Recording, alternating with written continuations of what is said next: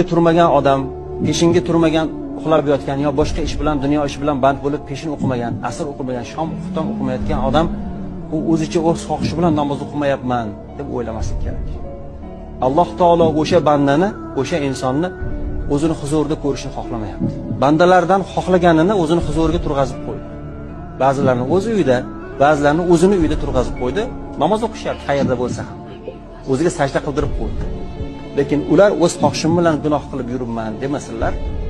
Alloh taolo o'zi ularni ko'rishni iroda qilmadi, xohlamadi. Shuning uchun ana shuni o'ylab ham odam qo'rqib, "Ya Robbim, meni ham o'zing ko'rishni xohlagan bandangdan saqla qilgin" deb masjidga kirdi.